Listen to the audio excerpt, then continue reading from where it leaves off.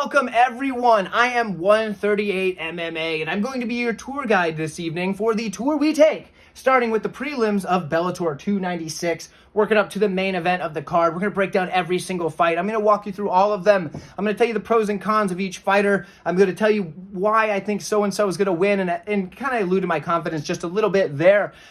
Look.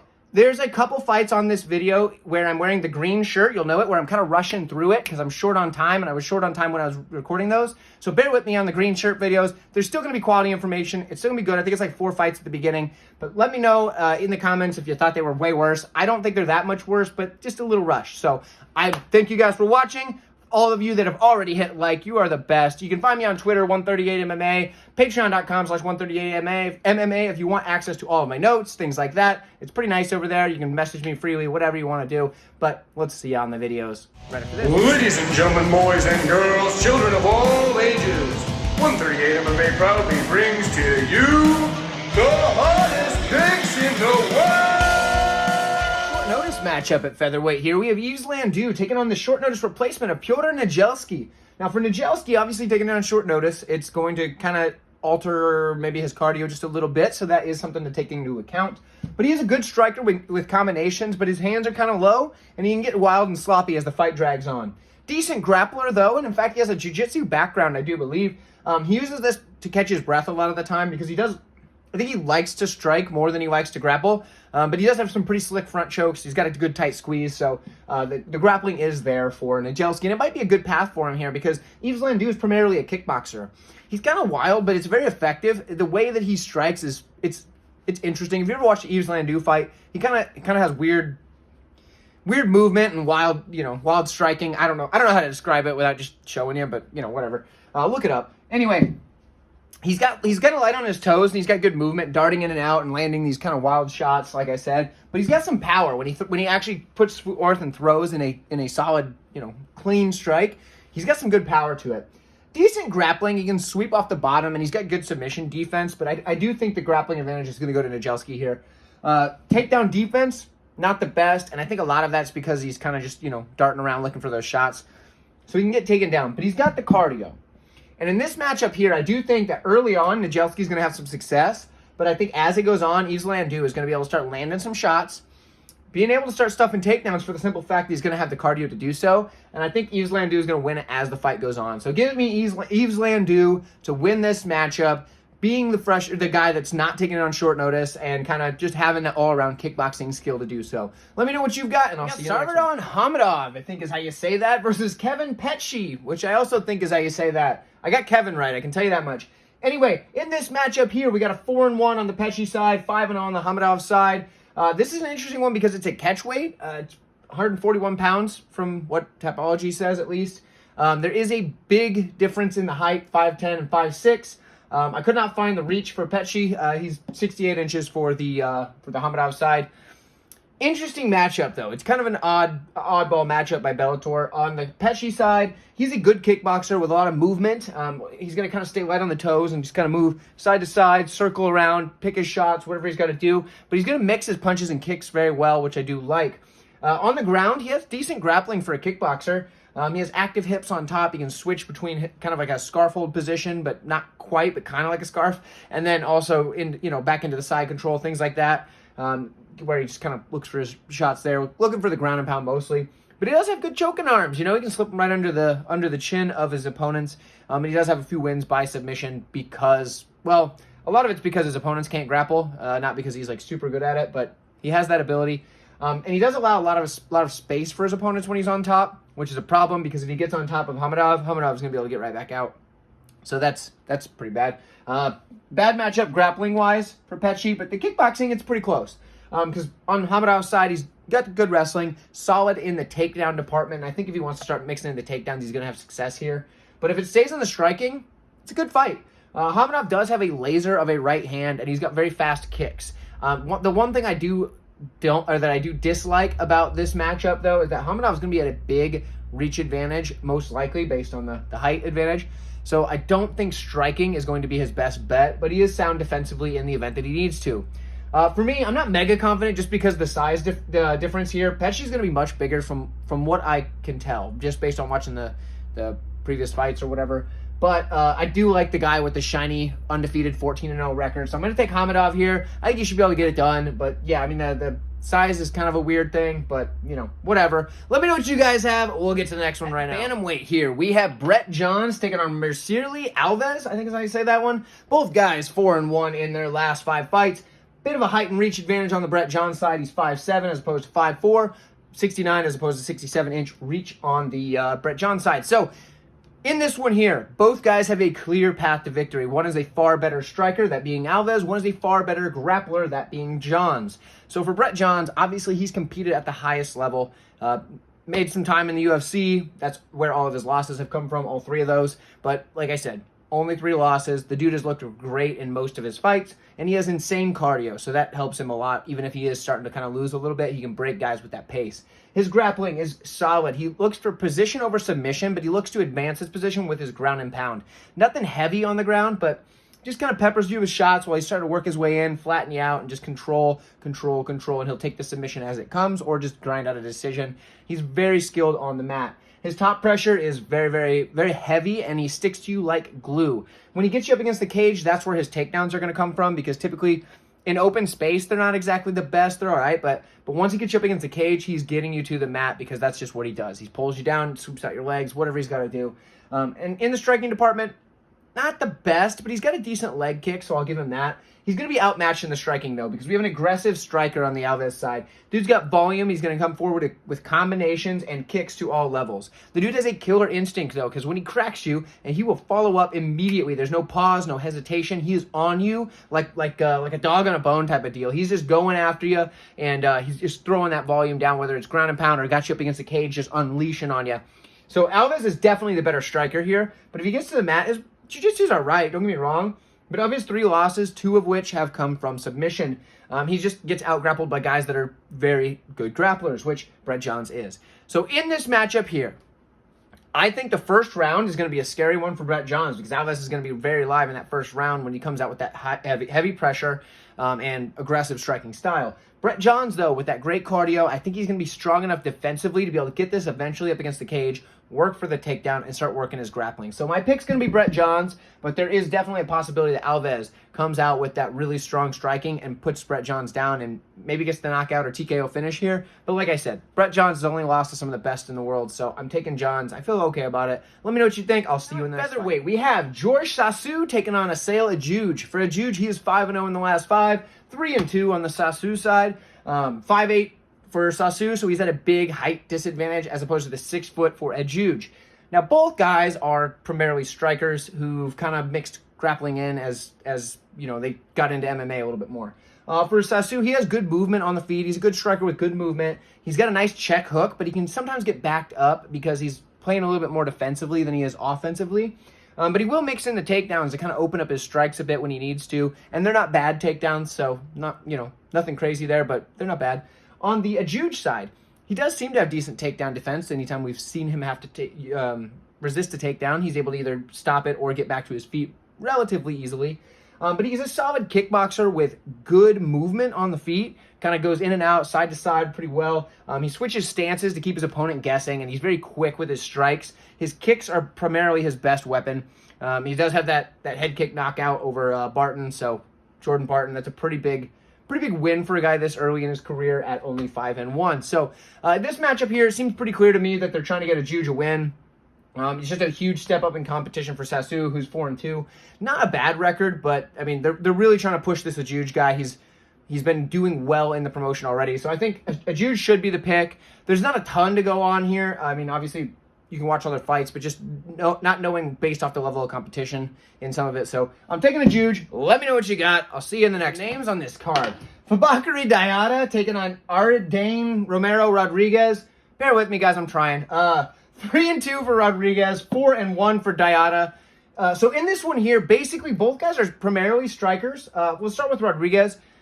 Decent striking, but he prefers to kind of just stay outside and just pick his shots, but with really low output, really low volume, and just kind of stay outside and just, hands here and just throw, one shot maybe, or like a 1-2. But what he does that just drives me absolutely nuts. He has good straight punches, but he'll do that thing that a lot of a lot of fighters that you kind of think of as like kind of cocky or whatever are going to try to do, where they throw their 1-2 and then they kind of let their hand fall back down after they throw the cross, and then they bring it back up here and try to look cool doing it. It's really stupid because that's how you get caught. But he does that, so that drives me crazy. But he does have good kicks and good straight punches. Decent in the grappling from what I could tell, but I think it was more just lack of good competition. A lot of his competition has not been the highest level. You look at him, and he's fought over in like M1 Global and stuff, but the guys he's fighting have like, even records or whatever, like, 50-50 records. So it's not like he's fighting anybody that's super high level.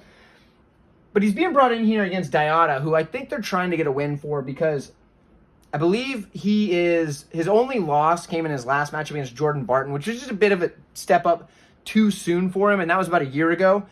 He just got out-grappled. He's not a grappler, but he did show good submission defense in that matchup. But he's not a grappler, because when he got taken down, he could be held down, tough enough to just grit it out, but just not good enough to use the skills to get out of it.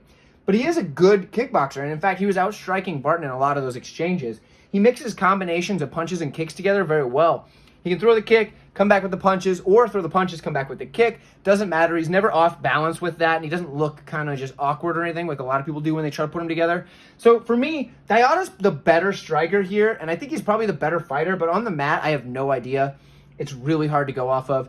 I'm going to take Diatta. I think he's what Bellator is looking for here, and I just think he's going to have faced the better competition, and I do think that loss to Barton kind of showed him what he needs to work on. I'm sure he's been working on his grappling over the last year. So Diatta's the pick. Let me know what you have. And next up in the welterweight division, I feel like I've got a pretty good read on this one. We have Solli taking on Stephen Hill. Now, Stephen Hill, he's undefeated, 5-0 in the last 5. Obviously, that's how that works. 3-1 and 1-0 contest on the Solli side. So interesting here, because Solli is going to want this fight in a realm where he can use his jiu-jitsu. Well, Stephen Hill's going to want to use his wrestling. So these guys are going to play into each other's game. How is that going to play out? I got a pretty good read on it, let me tell you. So, Solli, he's a fast starter. He's got the decent striking. Kind of just uses kicks to get to where he can start using his grappling, because his jiu-jitsu is his best path to victory in most fights. His takedown defense isn't very good, but that's okay, because he wants to be on the ground. Like I said, guy wants to use his jiu-jitsu. He's active off his back, typically looking for arm bars. He likes to shoot those legs up and go for that, whether he gets them or not. He can shift it to a triangle, whatever he's got to do. But he's seeking that submission, and the arm bar is kind of his primary go-to. On the other hand, we have Stephen Hill, who, decent wrestler. I would say good, but he has a hard time holding guys down. I don't think that's going to be a problem here, because I don't think Solli's going to try to get back up very often. But the volume of takedowns, and he does have a quality takedown, he just struggles with the top pressure. So for Stephen Hill, typically he's just racking up a ton of control time and points by slamming guys down, picking them back up, taking them down, not picking them up, but you know what I mean, letting them get back up, all that stuff. On the feet, decent striker. He's got a good rangy jab, and in his last fight, he did show that his kicks at range are starting to improve. He does push a pretty good pace, and he's got very good cardio. So for me, I think this is a very clear matchup where Stephen Hill's going to get a ton of control time, probably land some okay ground and pound here and there. And I think Stephen Hill should get the win unless he gets caught in a submission, because that's very possible. But for me, Stephen Hill's the pick. I think he has to be the pick, because when you have just the submission path to victory for Solli, it kind of makes it hard to pick him, because he's going to be losing minutes off his back. On the feet, I don't think we're going to be there very long, but I do think Stephen Hill is going to be able to work that jab a little bit, kind of keep it range, and then until he's ready to get into his takedown. So Stephen Hill's the pick for me. Let me know what you guys have, and I'll see you in the next women's flyweight division. We have Cristina or Bittencourt on the regional scene if you're looking up for the fights from there. But Cristina is what it's listed at for Tapology this time, so that's what we're going with. And then Denise Kielholtz is the opponent here. Both ladies with 6 wins, 2-3 in the last 5 for Kielholtz, but she's been fighting a pretty high level of competition over in Bellator. 4-1 for Cristina. She's kind of earlier in her career in this one. So both ladies are primarily strikers. We're probably going to see a lot of striking. For Kielholtz, that solid kickboxing background, she's going to throw in combination. And a lot of times it's like 5 or more punches in those combinations, which I really do like. And it shows that she does have that quality kickboxing. She's very accurate under fire. So while her opponent is throwing back at her, she's looking for those shots, picking them unfazed. She's not just covering up or getting, backing up or getting scared or anything like that, which some fighters do. She's able to fight and strike back in those firefights. So she has good countering ability. Probably comes from being accurate under fire. That's something cool. Decent takedown defense. Her whizzer is very strong. And that's basically her takedown defense. She's going to get the whizzer and try to use that. Otherwise, it's not really there. She can be controlled, though. So if she gets down to the mat, off of her back, she's not really got a lot to offer. And her fight IQ at times is questionable, and we saw that in a couple of her matchups where she'll be clearly the better striker and all of a sudden want to go for a takedown. I don't know. And then she'll get reversed. It's a bad idea. Shouldn't do it. She's a good striker. She's a darn good striker. Strike with your opponent. If she does that, she's probably going to win here because she's fighting Paula Cristina, who is also a good striker. She's got that herky-jerky motion to keep you kind of guessing, but she's willing to let her opponents go first most of the time. And if you let Kielholtz go first, you're probably in a lot of trouble. She does have a really good leg kick, though. I like that, and she'll stick to it throughout the fight and just keep laying it on into that calf throughout the whole 3 rounds. So good on Cristina for that. And she can start to swing wild if her opponent gets hurt at all, so that can open her up for those counter shots. I think Kielholtz is the side here. I really do. I know the record shows that Cristina has, like, you know, a more polished, pretty record, and we're looking at Kielholtz, who's barely over 500. But Kielholtz is the better fighter. She just fought a harder level competition by my estimations. Now, if Cristina comes out here and all of a sudden she's a high-level wrestler, Kielholtz is in a lot of trouble. But I don't think that's the case. I think they're both going to strike, and I think Kielholtz gets it done. Let me know what you guys think. I'll see you in the next one. This fight was actually scheduled a while back, but got canceled and now rebooked for this card here. So we have in the welterweight division, Luka Poclit taking on Oliver Enkamp. Now for Enkamp, 4-1 in his last 5, 5-0 on the Poclit side. This is going to be a very interesting matchup because both guys are very skilled grapplers. There is a bit of a height and reach advantage for Enkamp. He's 6 foot with a 76.5-inch reach as opposed to 5'10", 73-inch reach on the Poclit side. Now, both guys, very talented grapplers, as I said. So for Poclit, that's pretty much what he does. He is a jiu-jitsu aficionado. That is what he is going for. Solid Brazilian jiu-jitsu, as I say here. He's always looking for the submission, and he's very creative with his submissions. We saw it, I believe it was the Dante Shkiro fight, where he got him with the Lucanator, which is a choke that nobody really knew what the heck it was. He put him to sleep, so that was sick. It was a very interesting move because nobody really knew what was going on, and turns out he was just out. And, you know, even the referee was like, oh, shoot, that guy's out. So, anyway, super slick, very creative with his submissions. Good sweeps. He can also get on top, you know, when you get the takedown on him, which is good if you're a jiu-jitsu guy to be able to get on top so you're not just losing the round looking for submissions, and he has that. Very large toolbox, like I said. Striking and wrestling, though, average, I guess. They're not very good. So he's not good in those departments. He very much needs the jiu-jitsu to be his path to victory. On the other side, Enkamp is also slick with his jiu-jitsu. Large toolbox there. He's very slick off the back. But he has the... I like that he likes to set up his options for where he'll start looking like he's going for an escape and turn it into a submission, or start looking like he's going for a submission and turn it into an escape, where he has both options there. I really like that out of Enkamp, and we've seen it in quite a few of his fights. Something interesting is he has a fight listed a little while ago about that says he won by buggy choke or whatever. Didn't look like a buggy choke to me. That looked like an inverted triangle, so I don't know. Maybe, I don't know. Tapology just lists weird stuff.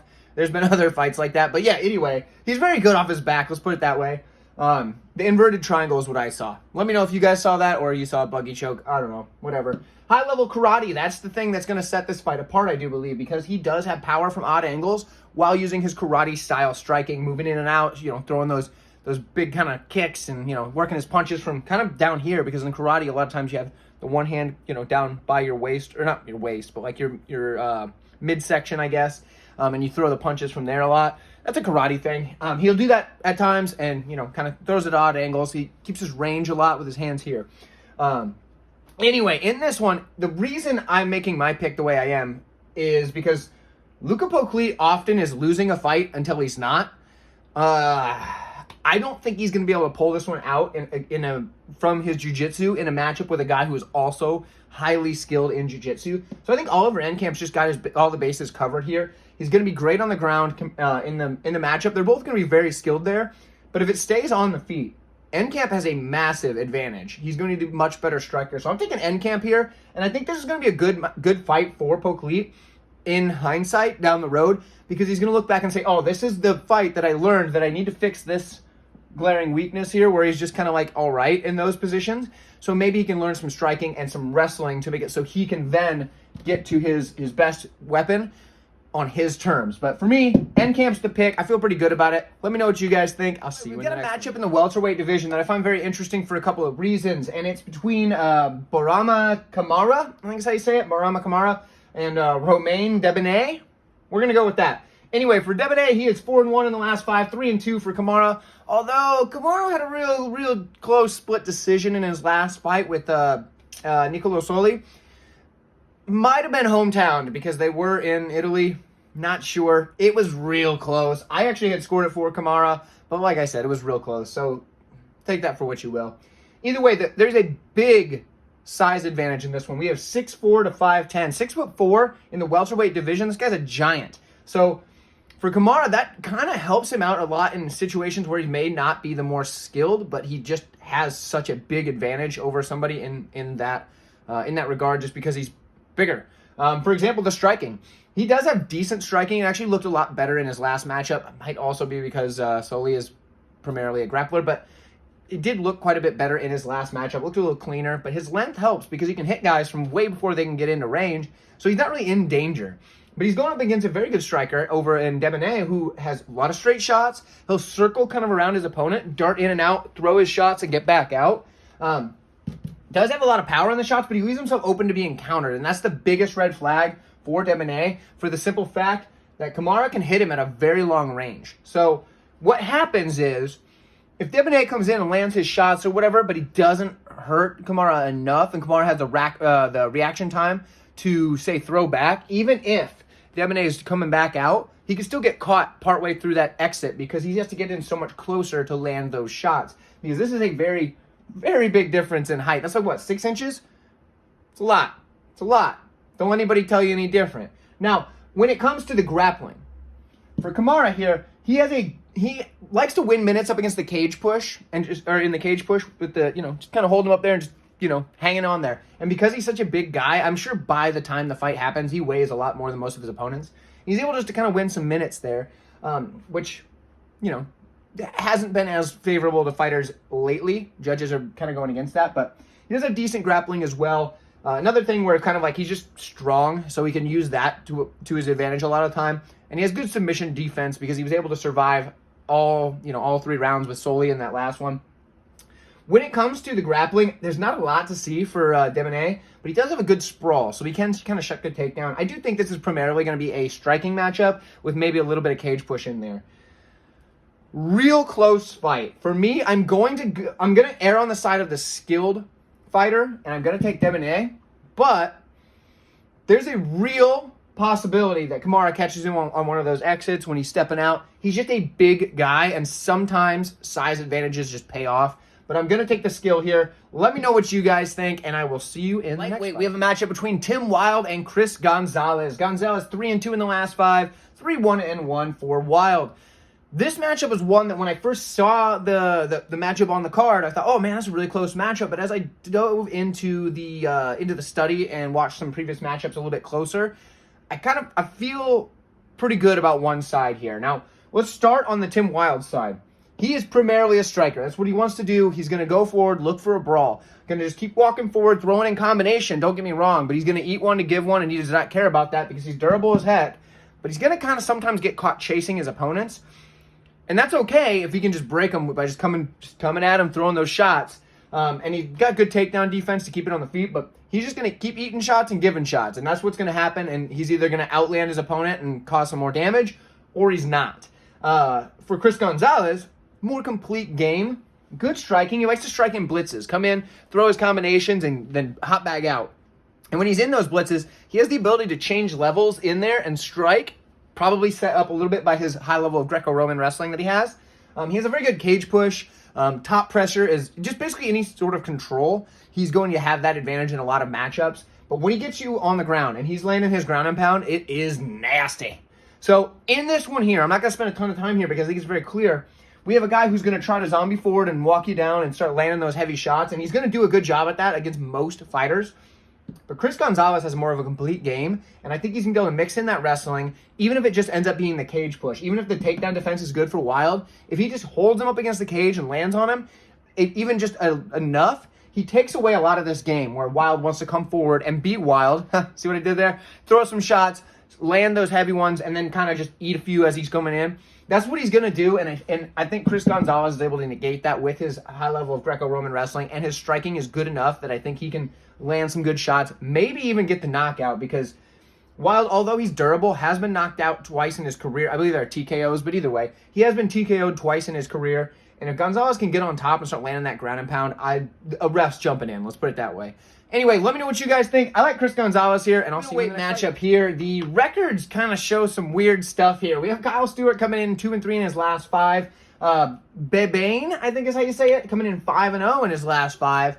And you look at these two, we got the 39-year-old Babanne taking on the 34-year-old Stewart. You look at the records, 2-3 in the last 5. Not the best record in the last 5, but he's fought a pretty good level of competition. He's been in UFC before, fought on the Contender Series. Got a win over Jason Jackson, but it was kind of due to a weird ankle injury or whatever. For Babanne, that 11 losses, all those are a long time ago. Because there was somewhere around 2011 where there was just a shift in his career, and from what I can tell, he just learned to grapple. Because before that, he was a pure kickboxer and was just getting out grappled and beaten by guys, and I think he's only lost like once since he's figured this out. So he's looked a lot better since then. He is a good kickboxer, don't get me wrong, but he's now learned to grapple. With his kickboxing, he's got good head movement, likes to slide in, throw his combinations, and then slide back out. Super skilled there. But the fact that he's learned to grapple, and now he has these sneaky trips as he gets in close, and, kind of like something you'd see from like a Muay Thai trip, except with a little bit more control on the follow-through. So, like, instead of just tripping him and, like, still being up or whatever, he'll follow him to the mat. But then he's also dangerous off his back if he needs to be working from his back. In fact, it was a couple fights ago, he locked up a triangle off his back after being taken down by somebody who seemed to have a better wrestling advantage over Babanne. For Kyle Stewart, Stewart's a good striker. And pretty much what he's doing all the time is just keeps that jab just going. It's just doing stuff. It's not really throwing any power on it, but it's just always doing stuff to get you thinking about it. And he's trying to set up that big, heavy right hand that he's got because he does have a lot of power in that cross. But he's got a large kicking arsenal as well, and that lead leg head kick. I know you can't see my leg, but he'll snap that thing up with no setup, no tell, and it's quick. So the head kick's there, and it's there in a lot of his fights. He just, for whatever reason, his kicking arsenal is fantastic, but he prefers to kind of just set up that big right, which is also really good. So striking, it's solid. Is he going to be better than the kickboxer? That I don't know. I think the striking's going to be close, okay? The problem is his takedown defense is not very good. He does do a good job about working to get back up, but he tends to be out-grappled in his losses. And that is what swayed me for the Babanne side. I was originally on Kyle Stewart. I thought, okay, this guy's kind of a dog in the striking. He's going to go in there and get into a fight with you, and it's going to be fun. I think he's going to be too much for the kickboxer. And then I started watching more fights and realizing that Kyle Stewart's kind of just getting out-grappled by a lot of these guys that are like good but not elite-level grapplers.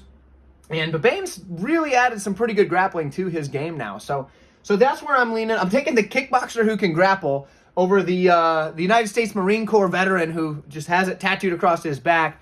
I'm going to take the kickboxer. Let's go with it. Let me know what you guys think. Heavyweight matchup next between Simone Biyong and Jose Augusto. Augusto, 3-2 in the last 5. He is coming on a 2-fight losing streak where he has had success in both losses, which we'll cover in a minute, but just didn't end up coming out on top against Simone Biyong, who's a tough up-and-coming prospect for a guy like Augusto. So in this one here, the size advantage is for Biyong. He's 6'5", 80-inch reach, as opposed to 6'3" with 70-inch reach. That reach is crazy. Those are some long arms. Let's put it that way. He is a decent striker, Biyong is. A lot of power. He's got a good straight right, but he throws a lot of single shots. The problem with the single shots is, well, the good news is he's long enough that usually can keep people at range. The bad news is a very good striker will follow that back in knowing there's nothing coming behind it. Now, what he likes to do is keep that right hand right back here and kind of paw at his opponent's hands, trying to set up that big, heavy right. And it's worked pretty well for him. Obviously, he's 9-2 on the career, 4-1 in the last 5, as I mentioned. So it's worked pretty well for him on that. If he does get to the ground, he just kind of out-muscles his opponents a lot of times, but he's very nasty on top, and a lot of that comes from his ground and pound. Not all of it, because sometimes he's just abrasive as he can be with, moving stuff across, just being as abrasive as possible on top. But that ground and pound is deadly. On the other side, for Jose Augusto, the dude has good striking. He also kind of, throws a lot of good straight shots. The reach is going to be a problem for him here, but he's got a lot of power as well.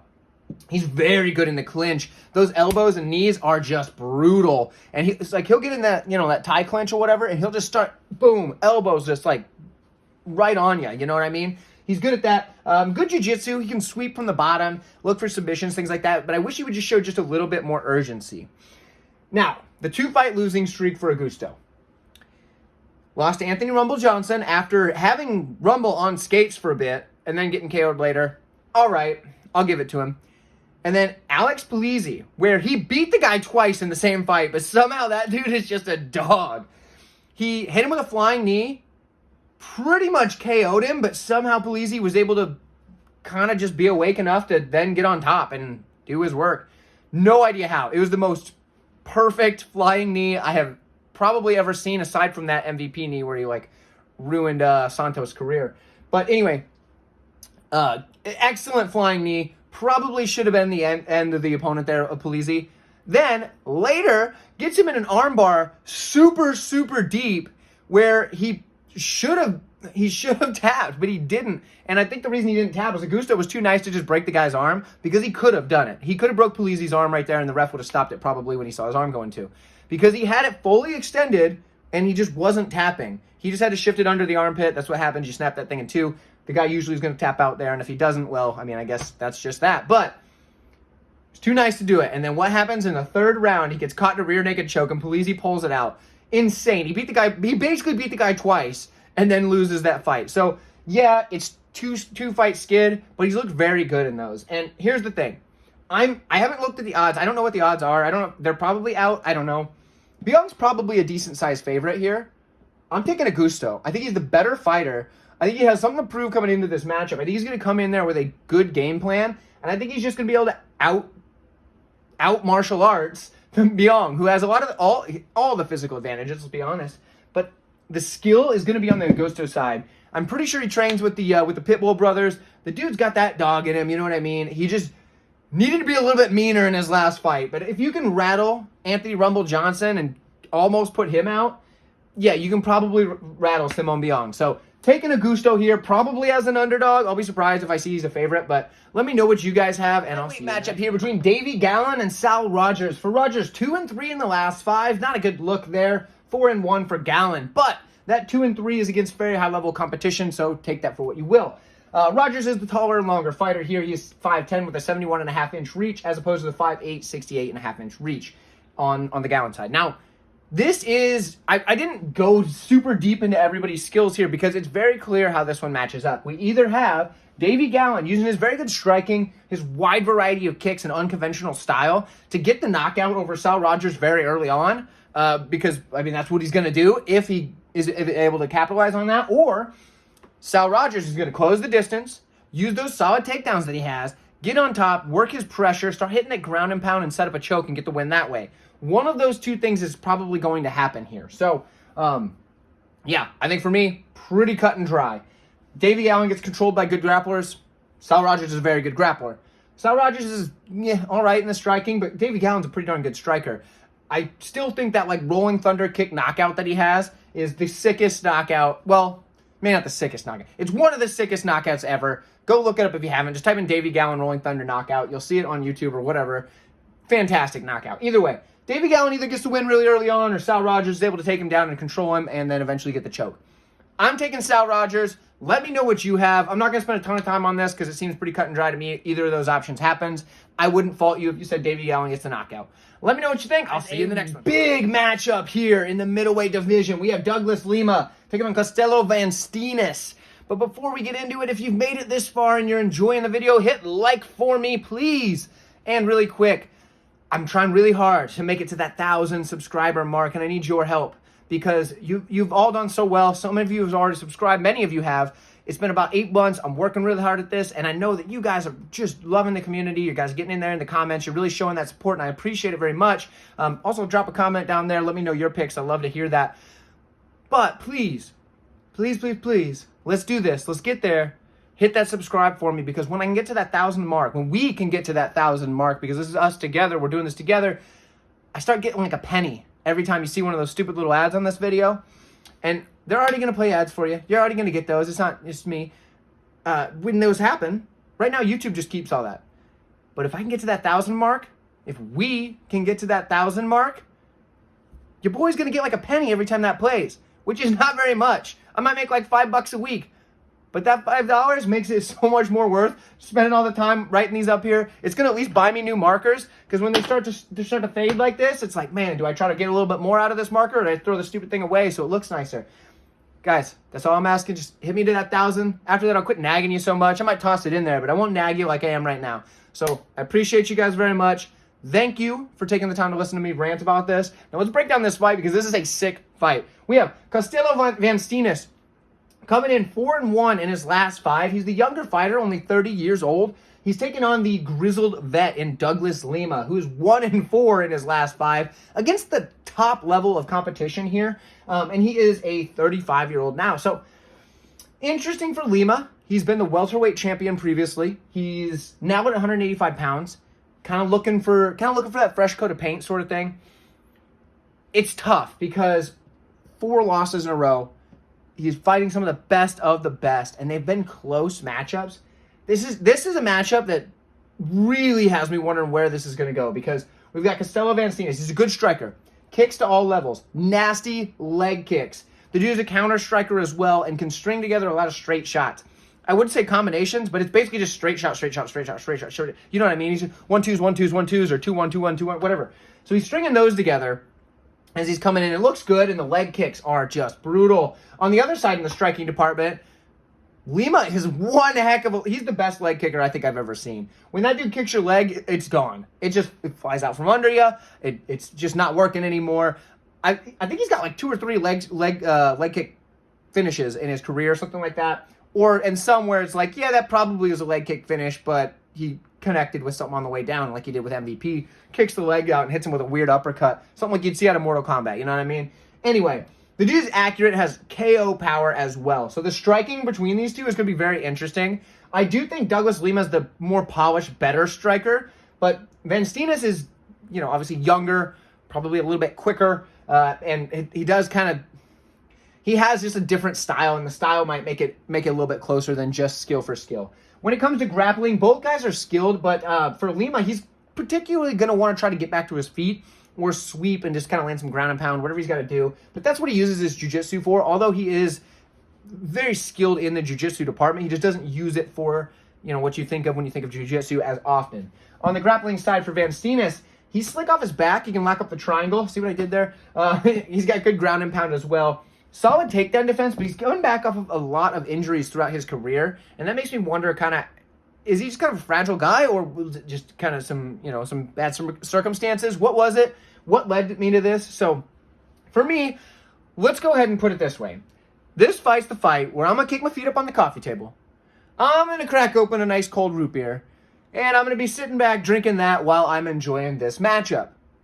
I'm going to have to make a pick because that's what I do, and I feel like you have to go with the side of the momentum here. Costello van Steenis has the momentum, but I'm rooting for Douglas Lima, and in fact, if he wins, I'm going to be much happier than if I get the pick right on Van Steenis. Rooting for Lima to get things going again. I'm rooting for him to get a leg kick finish because I think those are just nasty and awesome. So Lima's the guy I'm rooting for, but I have to make a pick, and I'm going to take Van Steenis because, just the 4-fight slump is hard to overcome. So let me know what you guys have. I appreciate all of you for liking this video, and I appreciate you for subscribing to the channel. I'll see you in the next striking matchup here at 155 pounds between Mousah and Gouti. Probably messed up their names there. Sorry about it. 4-1 for Gouti in the last 5. 3-2 for Mousah. Bit of the height and reach advantage on the Gouti side. He is 5'10 with a 73-inch reach as opposed to 5'8 with a 68-inch reach. Now, let's start with the Mousah side. He is going to be a pretty good striker. He's quick. He's powerful. He kind of feints just all the time. He got good leg kicks. They're not powerful leg kicks, but he just keeps sticking to them to keep you guessing. The problem is, as the fight drags on, he starts to get more looping with his shots, and his hands just start to get lower. So early on in the matchup, he's very dangerous, but as the fight goes, kind of just gets a little sloppy. Basically, his technique fades. On the other side, we've got a guy who's going to zombie forward. He's just going to come forward. He's just going to keep pumping that jab out there. He's got a good front kick as well. I like how snappy and quick it is. But he's just going to come forward with that jab, with that volume, just throwing shots and just putting pressure on guys to try to break them. And also, the thing I really like, he checks kicks, but he even checks body kicks. And if you're throwing a body kick and he brings that knee up to check that aggressively like he does, man, does that hurt. I don't know if you've ever had your kick checked by somebody when you're throwing it to the body thinking it's fine. The worst thing that happens is you maybe hit their arm. Nah. When you hit that shin or that knee of the opponent, when they're coming through like they're trying to aggressively check that kick, my goodness, does that hurt. Trust me, I know from experience it sucks. If you've had that happen to you, let me know in the comments. I appreciate hearing from you guys. But he's also very durable. He can eat a bunch of shots, and if he can get on top of you, that ground and pound is there all day, and it's brutal. So for me in this one, I think it's very cut and dry. Early on, Mousah's got a pretty good shot here. He's going to be coming with those quick hands, throwing the power, but I don't think he's going to be able to get Gouti out of there. So I'm going to take Gouti in this one. I think he's going to be able to break him with the pressure as the hands start to come down and just start laying that volume on him and eventually get the TKO probably later in the fight, end of the second, early third, over Mousah. I'm taking Gouti here. Let me know what you have. Let's go to the next very exciting matchup in the lightweight division here. We have Brent Primus taking on Mansour Barnaoui. This matchup here, for me, is probably the most exciting on the card as far as, you know, title implications, which guy's really going to be that next level fighter in Bellator. I think this is probably one of the better matchups on the card. Primus, he's 3-2 in his last 5 against very high level of competition. Of course, 11-3 on the career, so a good record. 20-4 record for Barnaoui. He's 5-0 in his last 5. This guy's been a highlight for a long time. In this one here, though, Primus is kind of older. He's 38, and at lightweight, that's getting up there. He's taking on a 30-year-old Barnaoui who's probably getting close to the prime of his career. He is 6 foot with a 77-inch reach is Barnaoui, so he has a bit of a reach and height advantage over Primus at 5'10 with a 73-inch reach. If you like high-level grappling, you're going to love this matchup because both guys are primarily grapplers. Let's start with the Barnaoui side. This dude is fantastic. He has good sweeps from his back, so if he gets taken down, he's going to sweep you. He has an excellent back take. Even standing, he can take your back from anywhere. And when he does, he's a rear naked choke specialist. He'll lock in that body triangle and start fishing for that rear naked choke. And in fact, actually, maybe a lot of his wins have come from rear naked choke. Let's put it that way. The dude is excellent when it comes to that, and he puts that body triangle on you, just squeezes the life out of you as he starts taking that choke. Now, he's very good in the clinch as well. He's good at controlling his opponents with the tie clinch. And when he does that, he can either trip you or go to the dirty boxing and just start landing volume. And the knees are also just bad for his opponents. When he gets to the striking, being a tall, long guy at the lightweight division, those knees are obviously there. Tall guys, when they throw those knees up the middle, it doesn't take much to get to the opponent's chin, and that's just the way that works. So those knees are obviously deadly. He does use his range well with his 1-2s. Not the most polished of a striker, but he's got enough of it that it keeps you guessing, keeps you at bay. But his head movement is horrible. Doesn't move his head at all. So that's the one drawback, is he just doesn't move his head. So he's there to be hit if you can get inside of that long reach. He will kind of lean back, I guess, sometimes, but that's what tall guys do, and it's not a good idea. Now, for Primus, good on the ground as well. He is a solid grappler with control. He's a good back taker in his own right. I would say Barnaoui's probably the better one. He just takes the back regardless of what you want. But he's a good back taker in his own right. But he mixes his wrestling and jiu-jitsu well. That's the thing about Primus. He can do the wrestling style takedowns. He can work the jiu-jitsu style kind of grappling from his back that a lot of wrestlers don't have. He's very good at mixing those two things. And in the striking, he's got good forward pressure, and he's kind of walks guys down with 1-2s, feinting the takedown, 1-2s, mixing it in, and can kind of just make you kind of freeze up because you don't know what you're doing and you don't know what to react to. And he can switch to whatever he wants to go with, and it works out well for him. He's also a durable guy that can take a beating and still keep coming. So that helps him a lot in this matchup. For me, when it comes down to it, I've been super impressed with Mansour Barnaoui. I think he's going to get it done. I imagine with a 20-4 record, 5-0 in the last 5, he's going to be a massive favorite. I couldn't say for sure. If he's over like a minus 400, I'm probably not going to play it because that's insane. But maybe at one of your long shot Bellator parlays where you parlay like 10 fighters together, maybe you throw him in there. I do think Barnaoui gets it done. But this is a close matchup, really, and Brent Primus is a dog. So for Primus, I do see the path to victory for him, especially with the lack of head movement from Barnaoui. If he can use that forward pressure to kind of get inside. But Barnaoui's the pick. I think he's going to get a hold of the back and even grind out rounds that way. Maybe even get the submission later on in the fight. Let me know what you've got. I'll see you in the next one, which will be our main event. Right, see that? Your last reminder, I want you to pound that like button into submission for me because it shows your appreciation of the video and it shows that you want this channel to keep growing. So thank you guys so much. Let's go ahead and get into this matchup. We have Gegard Mousasi taking on Fabian Edwards. Fabian Edwards, 11-2 on the career, 3-2 in the last 5. For Mousasi, he's had a million fights. Not really. He's 49-8-2 on his career, 4-1 in the last 5. Dude's got a crap load of fights, though. Here's the big red flag on the Mousasi side is the guy's 37 years old with a lot of fights. What is that, 59 fights? 59 fights? That's crazy. That's a lot of fights. Dude is still going at a high level. He's a Bellator middleweight champion of the world with 59 fights. So the guy has been in there with some of the best in the world from all promotions. But he's taken on the young up-and-comer in Fabian Edwards, who's only 30 years old, just getting into that prime of his career. Now, that alone might scare me away from betting on this fight, just because, obviously, Gegard Mousasi, you got the solid striking. He has one of the best jabs in all of MMA, as well as the fantastic counter-striking ability. This guy's striking is very, very good. When he gets to the ground, he is nasty on top. He has heavy top pressure with some sick ground and pound. And he also is going to work to advance the position. So after he's landing those shots, he's going to move on up and then start landing shots from a worse position for you. He has good takedown defense as well, so getting him on his back is tough. When you're looking at the Edwards side, though, the dude's a solid striker. He's very clean and accurate with his striking, and he has kicks to all levels, which I do like to see. He's good on the ground. He's got very sneaky submissions, even though striking is kind of his main weapon. He is sneaky on the ground.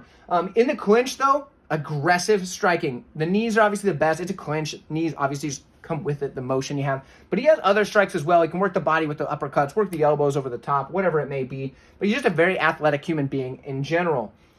If it wasn't for 37-year-old Gegard Mousasi, if this was prime Gegard, the best he's ever looked, versus any version of Fabian Edwards we've ever seen, and we knew that we were going to get that version, you hammer the Mousasi line. But at some point, with 59 fights, at some point, this guy's going to start to just fade a little bit, and at that point, it's not going to look good anymore, and it's not going to be there. Now, do I think it's going to be this fight? Hard to say. I'm going to pick Gegard Mousasi because I think he's the better fighter overall, but I can't bet it for the simple fact that I don't know if this is the fight where he just crumbles, and it's not like Fabian Edwards is a bad opponent. Fabian Edwards is very skilled, he's very athletic, clean striking, and that's all it takes is one good shot to put out a guy who has taken a lot of them in his career. Let's put it that way. So, for me, yeah, Gegard Mousasi is the pick, but I have no confidence in it for this, like I said, this simple fact. Father Time's undefeated. We've heard everybody say it. It's just the way that it is. So, unfortunately, I'm going to have to go with a Gegard Mousasi, low confidence, pick. But I'm taking him for the pick because that's what I do. I'm here for you guys. Thank you so much for watching this video. I will see you in the UFC breakdown coming out very soon. Have fun. Enjoy the week. Let's go cash some tickets.